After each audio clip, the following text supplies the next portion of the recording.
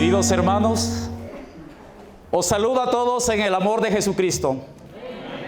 Es una alegría para mí poder participar con vosotros en esta ocasión, poder estar en el inicio de este hermoso congreso que tenemos en esta asociación del norte. Dios bendiga a todos mis hermanos.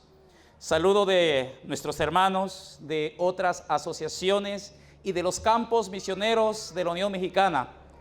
Reciban saludo de la hermandad de todo el país de México. Que Dios nos bendiga, mis hermanos, y que podamos gozarnos de esta reunión. Yo creo que el comité de esta asociación ha elegido un lema muy importante. Creo que dentro de los temas que nosotros debemos hablar y recordar siempre es el ejemplo de Jesús. Él ha dejado un ejemplo a cada uno de nosotros.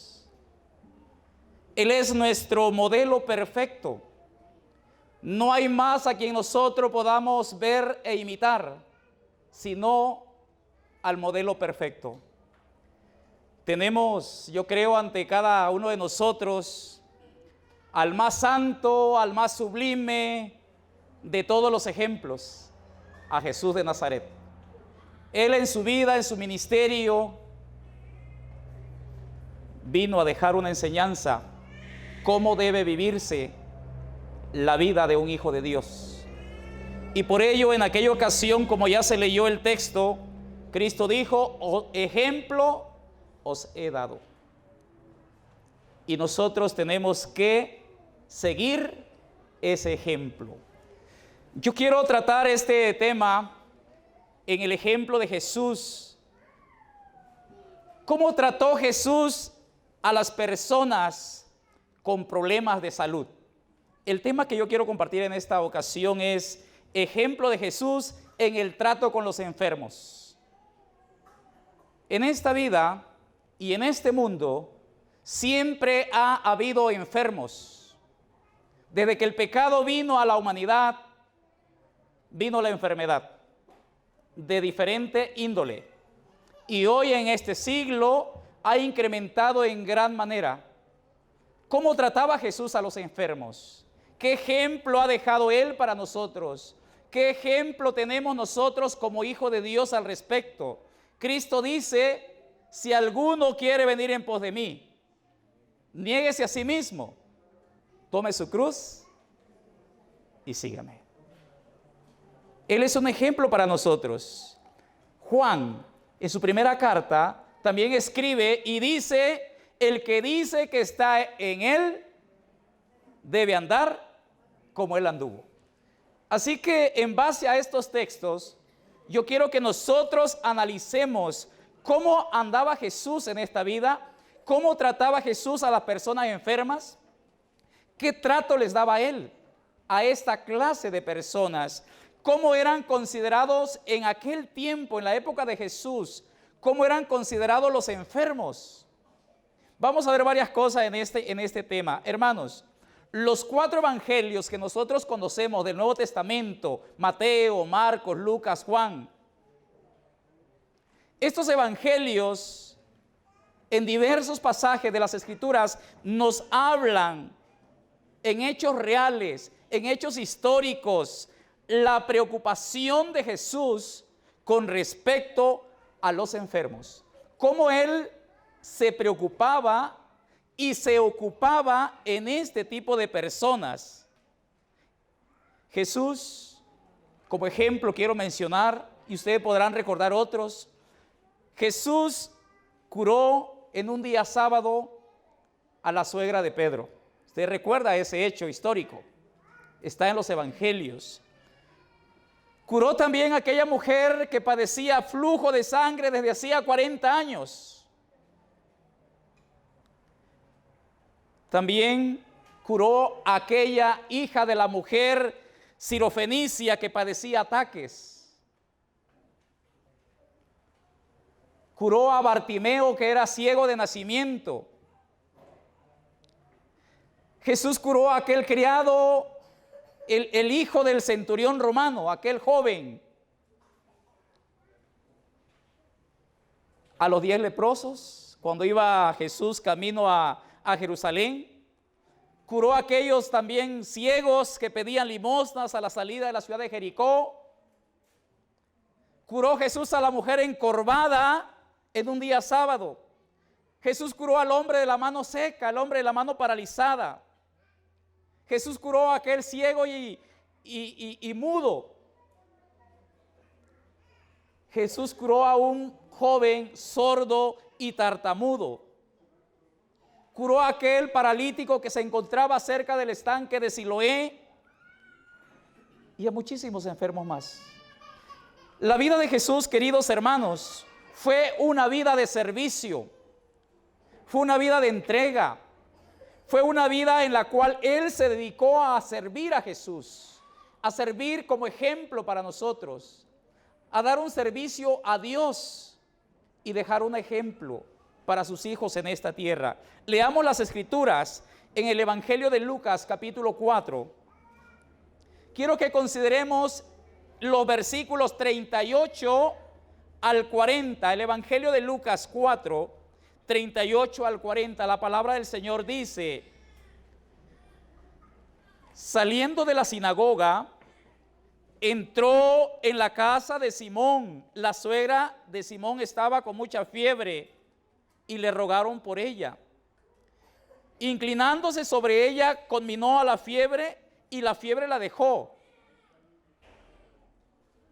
Ella se levantó al punto y se puso a servirles. A la puesta del sol, todos cuantos tenían enfermos de diversas dolencias se los llevaban. Y poniendo él las manos sobre cada uno de ellos, los curaba. Tenemos el relato de las Escrituras. Tenemos el ejemplo de Jesús, nuestro Maestro. Él dejó una enseñanza en su vida de servicio, en el trato para aquellas personas que padecían diversas enfermedades.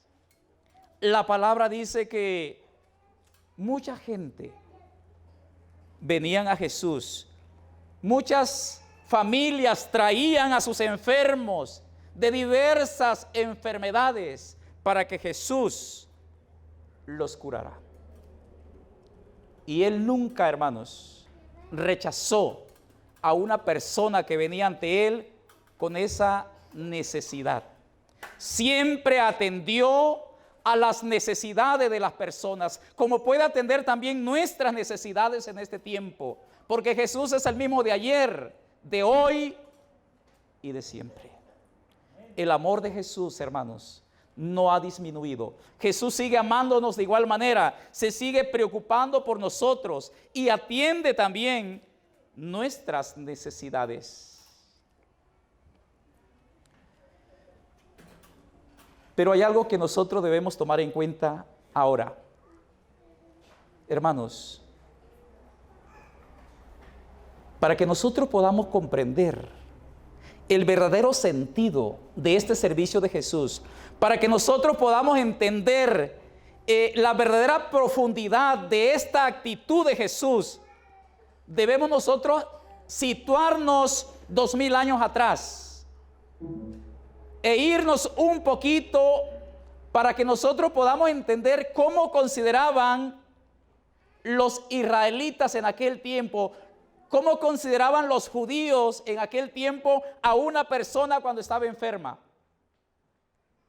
¿Sabe usted? Un ejemplo claro lo tenemos en la visita que hicieron los amigos de Job, cuando Job estaba enfermo.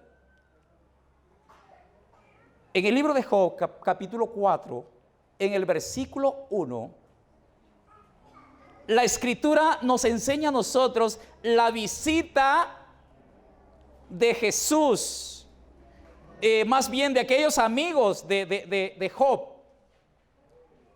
Leamos capítulo 4. Bien, tenemos el proyector por ahí, vamos a aprovechar para proyectar un poquito.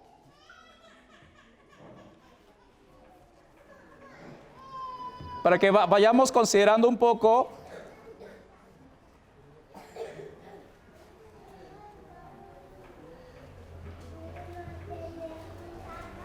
bien, tenemos aquí en la pantalla el texto.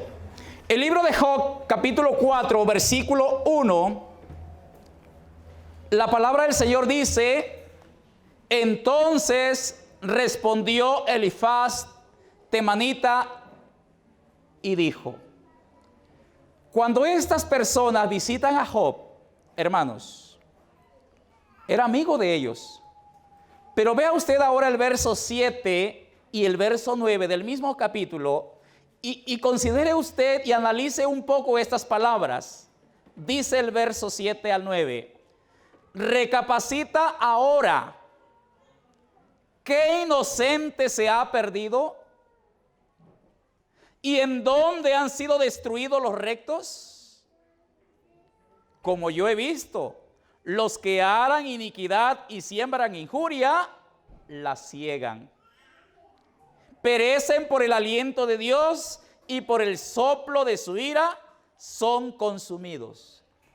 Hermano, si usted presta atención a esto, este hombre, podríamos decir, era el jefe de ese grupo de amigos de Job. Él habla y le dice a Job: recapacita, ¿qué inocente se ha perdido? ¿En dónde han sido destruidos los rectos? ¿Qué quiso decir con eso?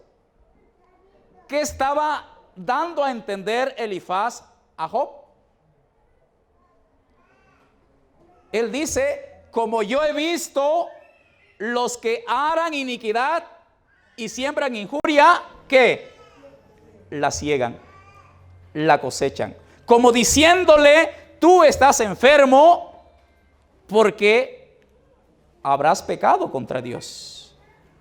Tú estás enfermo o te ha venido todas estas calamidades porque algún pecado tienes contra Dios. Queridos hermanos, antiguamente se consideraba de esa manera. En esta expresión de Elifaz se resume con gran claridad la opinión general que prevalecía en su época acerca de la relación entre el sufrimiento y el pecado. Se consideraba así, hermanos, aunque ciertamente hay algo de verdad en este discurso. Sin embargo, hermanos, nosotros comprendemos aquí que esto es un ejemplo de cómo gente sincera que no entiende a Dios ni su proceder hacia los seres humanos puede tergiversar profundas verdades. Esa era la idea general. Otro ejemplo encontramos en el Nuevo Testamento, en el Evangelio de Juan, capítulo 9. Y leamos esto para que entendamos un poco nosotros cómo se consideraba en aquel tiempo a la persona que sufría alguna enfermedad. Dice la Escritura: y pasando Jesús, vio un hombre ciego desde su nacimiento. Note usted, este hombre estaba ciego de nacimiento. Y le preguntaron sus discípulos, note usted, le preguntaron sus discípulos diciendo: Rabí, ¿quién pecó, este o sus padres, para que naciese ciego? Respondió Jesús: ni este pecó ni sus padres, mas para que las obras de Dios se manifestasen en él. Pero notamos nosotros, hermanos, nos damos cuenta, aún los discípulos de Jesús creían que si este hombre estaba ciego, algún pecado había cometido. Y por eso la pregunta fue: ¿quién pecó? ¿Pecó él o pecaron sus padres? Así que se creía generalmente, hermanos, entre los judíos que el pecado era castigado en esta vida. Se consideraba que cada aflicción era castigo de alguna falta cometida por el mismo que sufría o por sus padres. Esa era la idea. Ese era el concepto que tenían los amigos de Job. Ese era el concepto que tenían todos los judíos. Ese era el concepto que tenían aún los discípulos de Jesús. Y es por eso, hermanos, que Jesús vino a dar un ejemplo de un trato de amor y de compasión hacia las personas que sufrían. Porque Satanás, el autor del pecado y de todos sus resultados, había inducido a los hombres a considerar la enfermedad y la muerte como procedentes ¿de quién? De Dios. Satanás había llegado a esto para que se considerara como un castigo arbitrariamente infligido por causa del pecado. Por lo tanto, aquel a quien le sobrevenía una gran aflicción o calamidad, debía soportar la carga adicional de ser considerado un gran pecador. Así lo dice Deseado de todas las gentes, página 436. Hermanos, esa era la situación en aquel tiempo, en el pueblo judío. Se consideraba que si una persona estaba enferma, es que tenía algún pecado, había cometido una falta y que por eso estaba sufriendo el castigo de Dios. Por eso estaba sufriendo el azote de Dios. Esa era una trampa que el diablo había enviado para enceguecer la mente y el concepto de aquellas personas. Pero Jesús vino a dar un ejemplo de cómo tratar a estas personas. Por ello, hermano, en aquellos tiempos, una persona que estaba enferma era menospreciada, porque se consideraba que por la enfermedad estaba manifestándose que tenía un pecado, que había fallado, que tenía una falta delante de Dios. Así que con estos textos que nosotros leemos, nos muestran cómo era vista y cómo era entendida la enfermedad en el pueblo de Israel. Y por ello, hermanos, podemos entender algunos puntos que yo quiero mencionar aquí. La enfermedad es una situación de debilidad, es una situación de agotamiento físico en la que el enfermo sufre el abandono de su fuerza vital. La enfermedad resta la fuerza física de la persona. Pero no solamente eso, se suma un punto más. Ahora esa persona enferma vive una situación de un paro forzoso de sus actividades, de sus labores, no puede trabajar. Ahora depende de otra persona. Inclusive hay personas que por la gravedad de su enfermedad necesita que otro le ayude a comer, le ayude a vestirse. Son situaciones difíciles, hermanos. Así que la enfermedad no solamente implica la pérdida de la salud, trae debilidad física, trae también una condición de pobreza, porque sus recursos se agotan. Esa es la situación de una persona, hermano, no puede trabajar ahora y empieza a sufrir las consecuencias de la enfermedad. Pero no solamente allí. En aquellos tiempos, por su misma condición de aquella persona, la enfermedad era considerada como un castigo de Dios, entendiéndose que era Dios mismo quien lo había abandonado. Imagínese usted ahora. Por eso todo enfermo en aquellos tiempos era considerado como un sospechoso de infidelidad a Dios. Así se consideraba. Y eso fue lo que Elifaz le dijo a Job. Esto te ha venido porque algo tienes. Punto 4. Como consecuencia de lo anterior, el enfermo se ve a sí mismo como culpable de algo ante Dios y ante la sociedad, aunque muchas veces no sabe bien qué es lo que ha hecho. Este sentimiento de culpabilidad hunde al enfermo en la desesperanza y en la marginación. Ritualmente, hermanos, el enfermo se consideraba como impuro. Al enfermo se consideraba como indigno de presentarse ante Dios. Podríamos decir que una persona enferma era un caso perdido. Jesús conocía esto, Jesús lo sabía, y Él vino a dar un ejemplo, hermanos, digno de imitar. Por eso los datos evangélicos nos muestran que Jesús no fue simplemente un curador de enfermedades, no. Jesús fue un rehabilitador de hombres, de mujeres destruidos, física, moral, espiritualmente. Esas atenciones daba Jesús a los hombres. Veamos un caso en el Evangelio de Marcos capítulo 2, verso 3 al 5, hermanos. Tomemos lectura de estos textos. Dice la palabra: entonces vinieron a él unos trayendo un paralítico que era cargado por 4.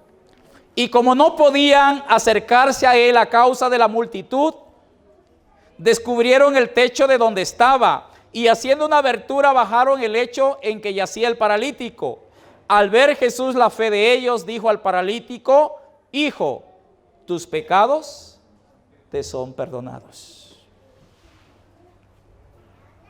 Hermanos, este paralítico, él se sentía destituido de Dios. Él creía que por esa condición que estaba, él estaba desechado de Dios. Y cuando Jesús lo ve y ve la fe de él y de aquellos hombres, y ve más allá de la enfermedad, sino más bien la necesidad del corazón de este ser, Jesús le dijo: hijo, tus pecados te son perdonados. Para este hombre, hermano, fue la mejor noticia que haya recibido. No importaba que él no se curara, él se sentía feliz de sentir el perdón de Dios. Sin embargo, Jesús no solamente lo dejó allí, sino que también le dijo: levántate, toma tu lecho y anda. Esto trajo un problema muy grande porque era sábado. Hermanos, Jesús se ocupaba en esto. No solamente atendía las necesidades físicas, atendía las necesidades espirituales. Mucha gente estaba enferma antes y hoy también porque tiene una necesidad espiritual de Dios. Y su problema muchas veces, hermanos, es por esa necesidad, por esa culpa en la cual se siente condenado por Dios. Ese ha sido el plan de Satanás, hermanos. Consideremos Mateo 11, capítulo 11, verso 2 al 5. Aquí hay un ejemplo que yo quiero que notemos. Cuando Juan el Bautista estaba en la cárcel, dice la Escritura: Juan, que en la cárcel había oído hablar de las obras de Cristo, envió a sus discípulos a decirle: ¿eres tú el que ha de venir o hemos de esperar a otro? Jesús le respondió: vayan y cuenten a Juan lo que oyen y ven. Los ciegos ven y los cojos andan. Los leprosos quedan limpios y los sordos oyen. Los muertos resucitan y se anuncia a los pobres la buena nueva. ¿Qué más evidencia podía darse que era el Hijo de Dios? Juan, en algún momento su fe dudó, porque Juan había dicho de Jesús: he ahí el Cordero de Dios que quita el pecado del mundo. Sin embargo, ahora Juan no estaba seguro y envía a estos embajadores, discípulos suyos, diciéndoles: vayan, pregúntenle si Él es el Cristo o hemos de esperar a otro. Y la respuesta de Jesús fue muy clara.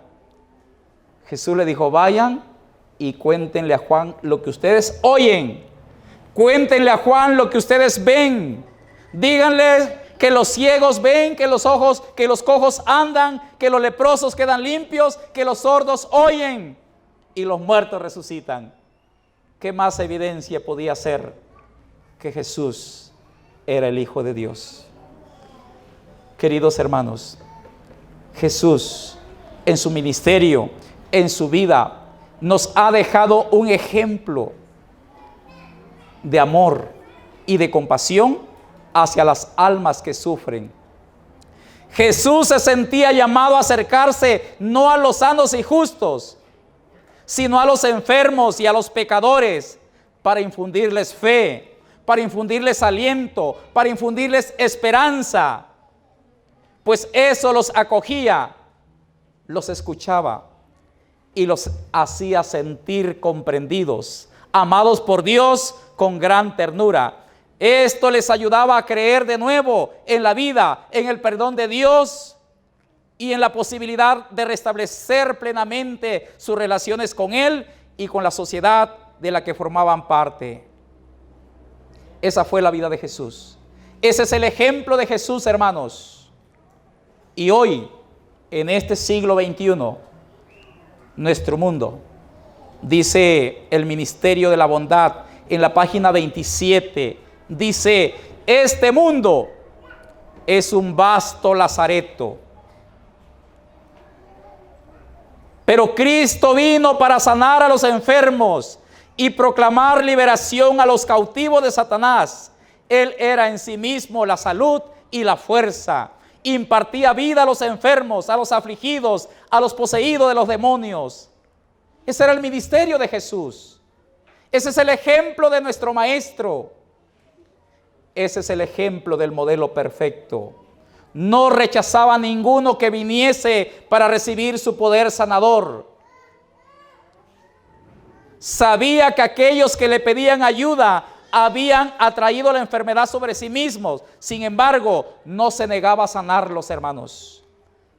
Cuando la virtud de Cristo penetraba en estas pobres almas, quedaban convencidas de pecado y muchos eran sanados de sus enfermedades espiritual, tanto como de sus dolencias físicas. Esa es la obra de Jesús. Ese es el ministerio de Cristo. Ese es el ejemplo de nuestro Maestro. Y Cristo dijo que nosotros debemos seguir sus pisadas. Ejemplo os he dado. Y Él ha dejado un ejemplo para nosotros, querido hermano. El Evangelio posee todavía el mismo poder. ¿Y por qué no habríamos de presenciar hoy los mismos resultados? Cristo siente los males de todo doliente. Cuando los malos espíritus desgarran un cuerpo humano, Cristo siente la maldición. Jesús es el mismo de ayer, de hoy y de siempre. Él no ha cambiado, hermanos. Jesús nos ama. Aunque sepa Él que por nuestras culpas, que por nuestra intemperancia hemos acarreado una enfermedad, Jesús nos sigue amando. Y cuando un cuerpo es desgarrado, Cristo siente la maldición. Cuando la fiebre consume la corriente vital, Él siente la agonía. Y está tan dispuesto a sanar a los enfermos ahora como cuando estaba personalmente en la tierra. Pero ¿sabe qué? Usted podrá decir, pero bueno, ahora el Jesús ya no está. Escuche lo que dice. Los siervos de Cristo son sus representantes. Los conductos por los cuales ha de obrar. Él desea ejercer por ellos su poder curativo. ¿Por medio de quién? Sus siervos. Y nosotros somos llamados sus siervos. Porque somos servidores de Jesús. Y si somos servidores de Jesús, entonces, queridos hermanos, la pluma inspirada dice que los siervos de Cristo son sus representantes. Son los conductos por los cuales Él ha de obrar. Y Él, Jesús, desea ejercer por medio nuestro su poder curativo. La tierna simpatía de nuestro Salvador se despertó por la caída y doliente humanidad. Si queréis ser sus seguidores, debéis cultivar la compasión y la simpatía. Si nosotros queremos ser seguidores de Jesús, debemos cultivar también la compasión y la simpatía hacia nuestros amigos, vecinos, conocidos, que estén en una situación penosa, que estén en una situación difícil. Un verdadero hijo de Dios, querido hermano, se ve sus frutos, como los frutos que dejó Jesús. Quizá podamos tener nosotros mucho conocimiento de las profecías, podamos tener muchos versículos de memoria y podamos conocer la historia de nuestra iglesia desde el Edén hasta aquí. Pero si dejamos de practicar el amor de Cristo, nada sois. Necesitamos nosotros, como seguidores suyos, cultivar la compasión y la simpatía. Así lo dice la inspiración divina. La viuda, el huérfano, el enfermo y el moribundo siempre necesitan ayuda.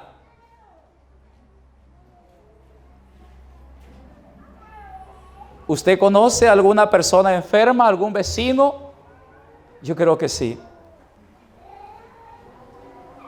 A muchos, no a uno, a muchos. ¿Conoce a alguna persona viuda? Yo creo que sí. ¿Algún huérfano? ¿Algún moribundo? Ellos necesitan ayuda. Allí, querido hermano, allí hay una oportunidad para proclamar el Evangelio de Jesús. Allí, en la casa de la viuda, con el huérfano, con el enfermo, con el moribundo. Allí hay una oportunidad para proclamar el Evangelio. Hay una oportunidad de elevar a Jesús, que es la esperanza y el consuelo de todos los hombres. Allí es la oportunidad de servir. Ahí es la oportunidad de presentar nuestras credenciales de que somos hijos de Dios. Allí se ve un verdadero hijo de Dios, un verdadero siervo de Dios en el servicio. El mero conocimiento no es tan importante si no va acompañado de una acción. Los judíos conocían muchas cosas y hacían muchos ritos, muchos sacrificios, eran muy estrictos con las leyes. Pero Cristo dijo: misericordia quiero y no sacrificio. Y hoy, hermanos, Dios desea también que nosotros practiquemos con la viuda, con el huérfano, con el enfermo, con el moribundo, el amor de Dios. Y podamos allí presentarles el Evangelio de Cristo.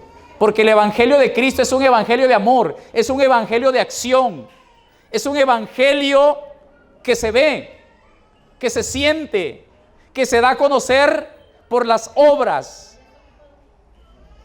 Cuando el cuerpo enfermo ha sido aliviado y habéis demostrado un vivo interés por el afligido, hermanos, el corazón se abre y es posible derramar en él el bálsamo celestial. Era lo que hacía Jesús.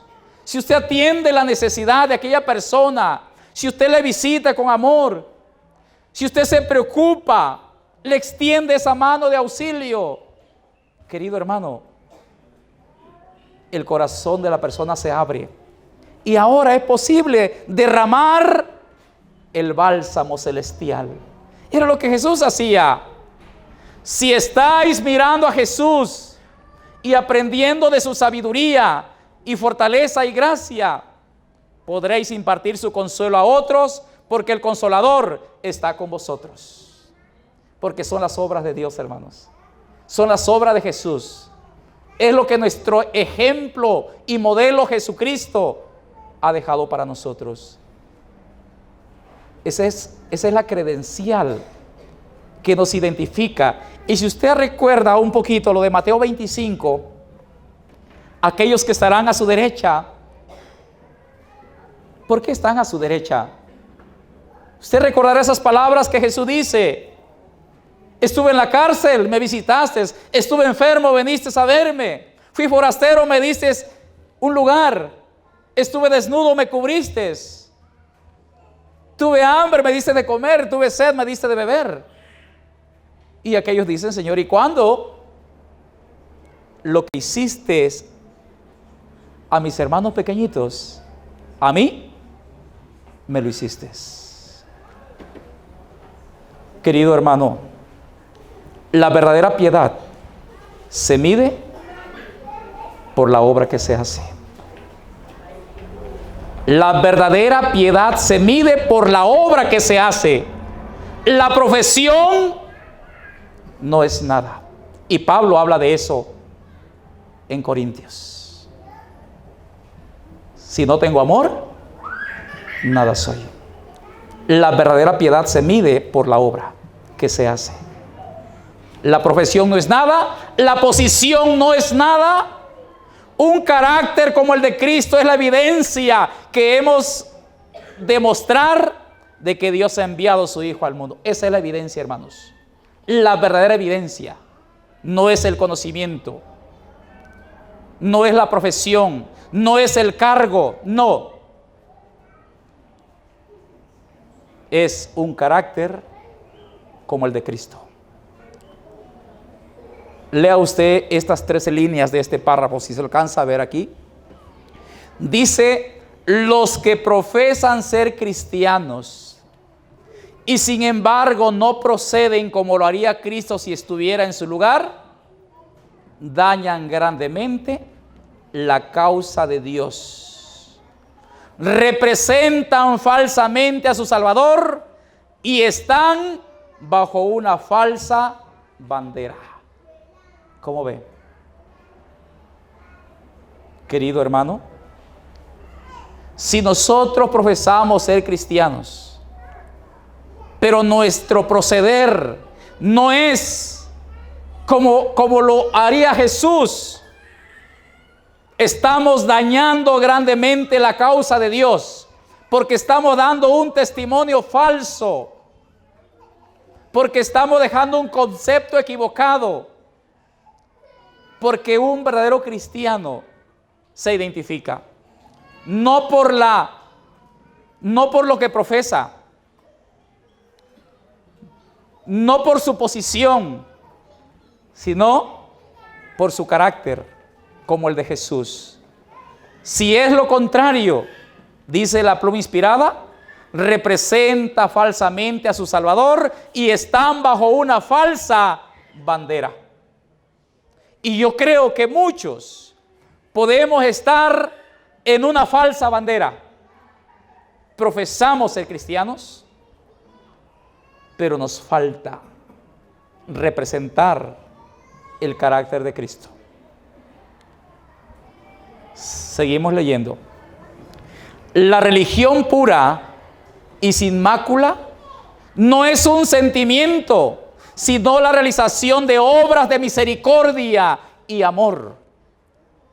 Las oraciones, la exhortación y el discurso son frutos baratos que con frecuencia están juntos.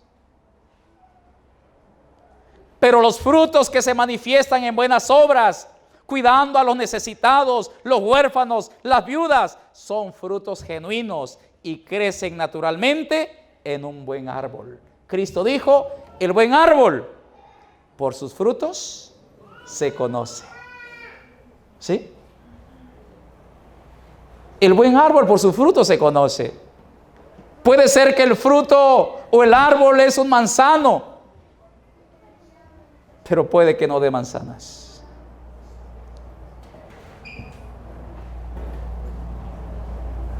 Puede parecer un hermoso árbol de durazno, pero quizá no de duraznos. Por ello dice que la religión pura, la religión sin mancha, no es un sentimiento, hermanos. No.